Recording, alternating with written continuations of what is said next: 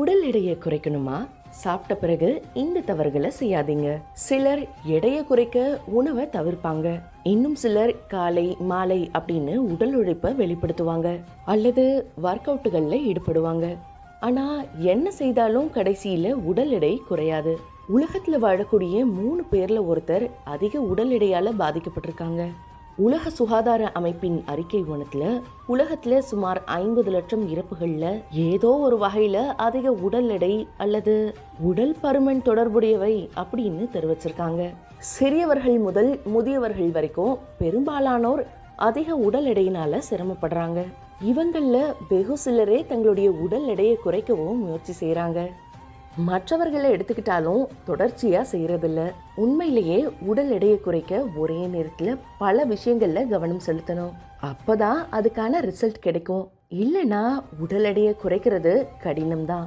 நம்மளுடைய உடல் எடை குறையாம போறதுக்கு முக்கிய காரணங்கள்ல ஒன்றா நம்ம சாப்பிட்ட பிறகு பொதுவா செய்யக்கூடிய சில தவறுகள் இருக்கும் அப்படின்னு உங்களுக்கு தெரியுமா? ஆமா, நம்ம சாப்பிட்ட பிறகு செய்யக்கூடிய சில தவறுகள்னால நம்ம உடல் எடை குறையாது. அது என்ன அப்படிங்கறத இந்த வீடியோல பார்ப்போம். சாப்பிட்ட பிறகு தண்ணீர் குடிக்காம இருக்கிறது. பெரும்பாலான மக்கள் சாப்பிட்ட பிறகு போதுமான அளவு தண்ணீர் குடிக்கிறது இல்ல.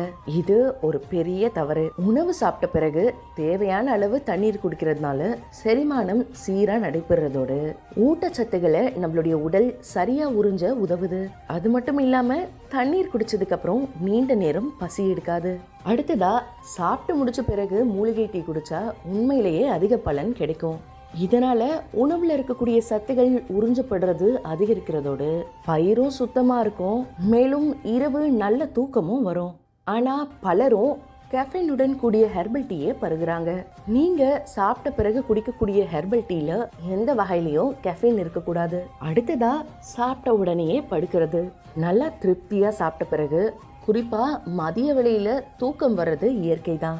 நீங்க சாப்பிட்ட உணவை செயல்படுத்த உங்களுடைய உடல் தொடர்ந்து கடினமா உழைக்கும் அப்படிங்கிறத நீங்க அறிந்திருக்க வேண்டும். அதனால இரவோ பகலோ எதுவா இருந்தாலும் சாப்பிட்ட பிறகு சிறிது நேரம் நடக்கணும். குறிப்பா இரவு சாப்பிட்ட பிறகு குறைந்தது 30 நிமிடங்களுக்கு படுக்கைக்கு போய் படுக்க வேண்டாம். அடுத்ததா இரவு ஹெவியான உணவு சாப்பிட்றத தவிர்க்கணும். இரவு நேரங்கள்ல உங்களுடைய தூக்கம் அல்லது செரிமானத்தை தொந்தரவு செய்யும் ஹெவியான உணவுகளை சாப்பிட வேண்டாம். இவை கொலஸ்ட்ரால் அதிகரிக்க செய்யும். இதனால எடையும் குறையாது. இரவு முடிந்த வரைக்கும் மைல்டான உணவை எடுத்துக்கோங்க. பச்சை காய்கறிகள், வேக வைத்த முழு தானியங்கள் போன்றவற்றை சேர்த்துக்கோங்க. மேலும் இரவுல மது, சிகரெட் போன்றவற்றையும் அல்ட்ரா ப்ராசஸ்ட் உணவுகளையும் தவிர்க்கணும். அதே மாதிரி பேக் செய்யப்பட்ட உணவுகளை சாப்பிடுறது உடல் பருமனை அதிகரிக்கும். அடுத்ததா அதிகமா ஸ்ட்ரெச் செய்யக்கூடாது.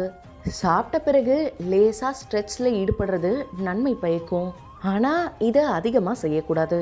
லேசா ஸ்ட்ரெச்ல ஈடுபடுறது செரிமான உறுப்பை தளர்த்தி செரிமானத்தை மேம்படுத்தும்.